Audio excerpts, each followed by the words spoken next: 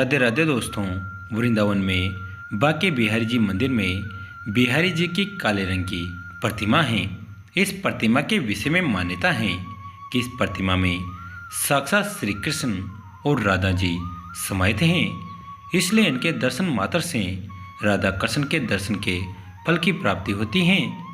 इस प्रतिमा के प्रकट होने की कथा और लीला बड़ी ही रोचक और अद्भुत है। इसलिए हर वर्ष मार्गशीर्ष मास के पंचमी तिथि को बांके बिहारी मंदिर में बांके बिहारी प्रकटोत्सव मनाया जाता है। बांके बिहारी जी के प्रकट होने की कथा संगीत सम्राट तानसेन के गुरु स्वामी हरिदास जी भगवान श्री कृष्ण के अनन्य भक्त थे। वृंदावन में स्थित श्री कृष्ण की रासस्थली निधिवन में बैठकर भगवान को अपने संगीत से रिझाया करते थे। भगवान की भक्ति में डूबकर हरिदास जी जब भी गाने बैठते तो प्रभु में लीन हो जाते थे। इनकी भक्ति और गायन से रीझकर भगवान श्री कृष्ण के सामने आ गए। हरिदास जी मंत्रमुग्ध होकर श्री कृष्ण को दुलार करने लगे। एक दिन इनके एक शिष्य ने कहा कि आप अकेले ही श्री कृष्ण का दर्शन का लाभ पाते हैं, हमें भी सांवरे सलोने का दर्शन करवाइए।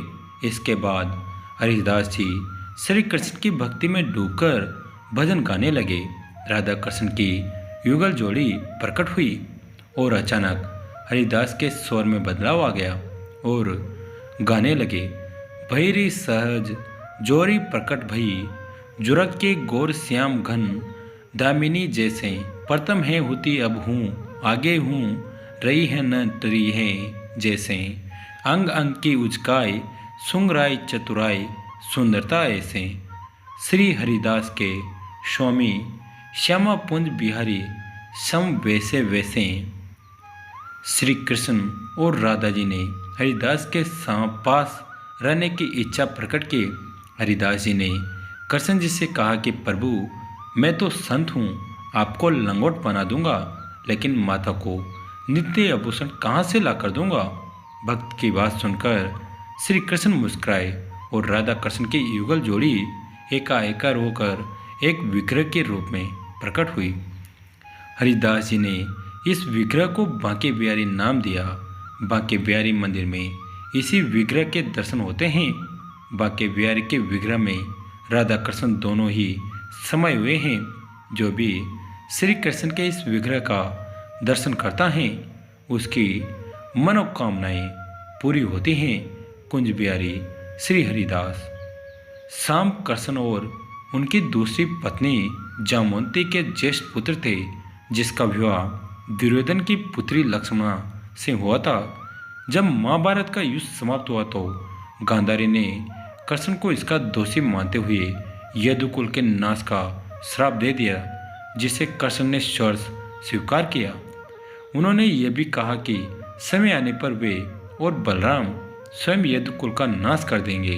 हालांकि किसी ने उस समय यह नहीं सोचा था कि कृष्ण के कुल का नाश उनके अपने पुत्र शाम के कारण होगा।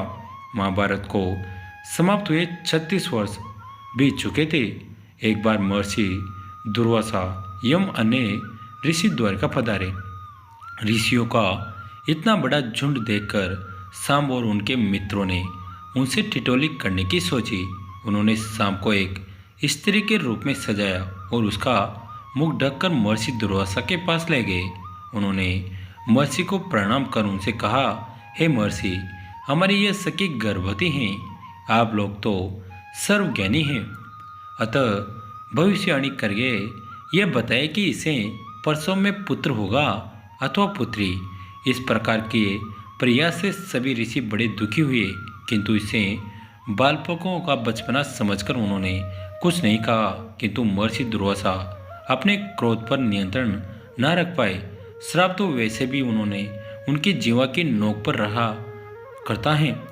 उन्होंने क्रोधित होते हुए कहा कि रे मूर्ख, तो हमसे टिटोली करता है। जा, तेरे इस सखी के गर्भ से एक मूसल का प्रसव होगा और उसी मूसल से समस्त यदुकुल का नाश हो जाएगा। महर्षि दुर्वासा का ये श्राप सुनकर सभी लोग भय के मारे वहाँ से भाग निकले। अभी वे थोड़ी ही दूर गए थे कि शाम को प्रसव पीड़ा शुरू हो गई और उसने वही मार्ग में एक विशाल मूसल को उत्पन्न किया। सभी अत्यंत भयभीत हो उस मूसल को लेकर श्री कृष्ण के पास पहुँचे और उन्हें सारी घटनाएं सच सच बता दी। जब कृष्ण और बलराम से ऐसा सुना तो अत्यंत दुखी हुए कृष्ण समझ गए कि यदुकुल के नाश और उनके और बलराम के निर्वाण का समय आ पहुँचा है। जब महाराज उग्रसेन ने ये सुना तो उन्होंने आज्ञा दी कि इस मूसल को चून कर समुद्र किनारे फेंकवा दिया जाए ताकि इससे किसी प्रकार का खतरा ना रहे।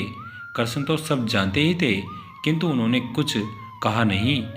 उग्रसेन की आज्ञानुसार उस मूसल को चून कर समुद्र किनारे फेंकवा दिया गया।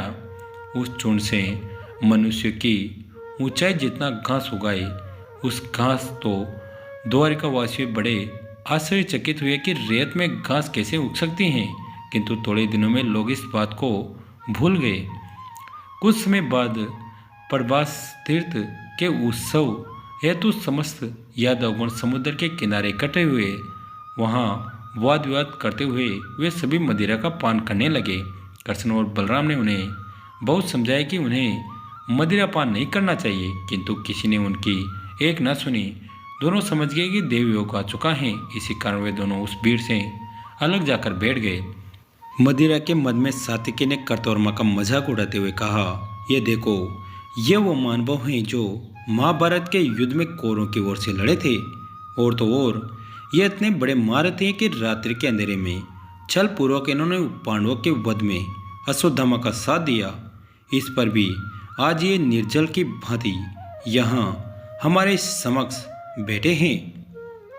सात्विकी के इस प्रकार कहने पर वहाँ उपस्थित यादव कर्तवर्मा पर हंसने लगे। ऐसा देखकर कर्तवर्मा स्वयं को अत्यंत अपमानित महसूस करने लगे। उन्होंने क्रोध में कहा, रे कलियुग, तुम मेरी वीरता की क्या बात करता है? तेरी वीरता भी तो जग जाहिर है। तूने बुरी सरवा का छल से वध किया। अगर ऐसा ना होता तो तू कब का नरक सिधार गया होता। कर्तवर्मा के ऐसा कहने पर अब यादव सात्विकी पर हंसने लगे। तब सात्विकी ने क्रोध में कहा, हे नराधम, वह तू ही तो है जो सत्यजित का वध करना चाहता था। यह सुनकर कि कर्तवर्मा उनके पिता का वध करना चाहता था। सत्यभामा रोते रोते कृष्ण के पास पहुंची। स्थिति बिगड़ते देख कृष्ण और बलराम तुरंत वहां पहुंचे। इसी बीच क्रोधित हो कर्तवर्मा ने फिर सात्विकी को धिक्कारते हुए कहा, रे अधम, महाभारत युद्ध के 5वें दिन तेरे समक्ष ही बुरी सरवा ने तेरे 10 पुत्रों का वध कर डाला। जो अपने पुत्रों की रक्षा ना कर सका वो वीरता की बात किस प्रकार करता है? इस प्रकार अपमानित होने पर सात्विकी ने क्रोध में बिना कुछ सोचे अपने खंडक से कर्तवर्मा का सिर काट डाला। कर्तवर्मा के इस प्रकार मारे जाने पर वहां आकार मच गया। सात्विकी और कर्तवर्मा द्वारिका से सबसे अधिक सम्मानित और शक्तिशाली वीर थे। उनमें से एक की इस प्रकार हत्या होती देखकर अब विलंब ही वहां के सभी यादव वीर कर्तवर्मा और सात्विकी इन दो गुटों में बढ़ गए। कर्तवर्मा की हत्या पर भोजराज और अंधक कुल के राजा ने सात्विकी पर आक्रमण कर दिया। सात्विकी के प्राणों का संकट में यह देख कृष्ण के पुत्र प्रद्युम्न उन्हें बचाने युद्ध में कूद पड़े। बात ही बात में कृष्ण और बलराम के समक्ष ही वहाँ यादवों के बीच भयंकर युद्ध छिड़ गया। वो उत्सव का समय था, इसी कारण किसी के पास अस्त्र शस्त्र तो थे नहीं। तब सभी यादव वीरों ने वहीं झट तट पर उगी घास उखाड़ उखाड़ कर एक दूसरे को मारना शुरू कर दिया।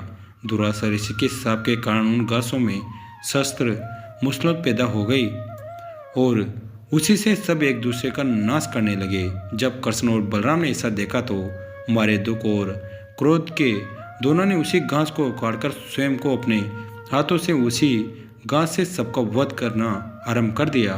देखते देखते कृष्ण और बलराम को छोड़कर समस्त यादव कुल का नाश हो गया। यहाँ तक कि कृष्ण और बलराम के सभी पुत्रों भी काल को प्राप्त हो गए। इसके बाद दुखी बलराम ने वहीं स्वयं जल समाधि ले ली और कृष्ण के लिए वन में जाकर एक वृक्ष के नीचे लेट गए। वहाँ जरा नामक व्याध ने अज्ञानता में उनके चरणों में मर की कस्तूरी समझकर उस पर अपने बाण से प्रहार कर दिया। उस बाण से तो श्री कृष्ण को क्या होता, किंतु तब तक उनके अवतार का समय समाप्त हो गया था। इसी कारण उसी को कर्ता मानकर उन्होंने वही अपने प्राण त्याग दिए। इस प्रकार शाम के एक प्रयास ने पूरे यदुवंश का नाश करवा दिया। जय श्री कृष्ण। दोस्तों, कैसी लगी आज की कहानी कमेंट करके ज़रूर बताएं। वीडियो को लाइक करें, चैनल को सब्सक्राइब करें, घंटी के बटन को ज़रूर दबाएं और धन्यवाद दोस्तों।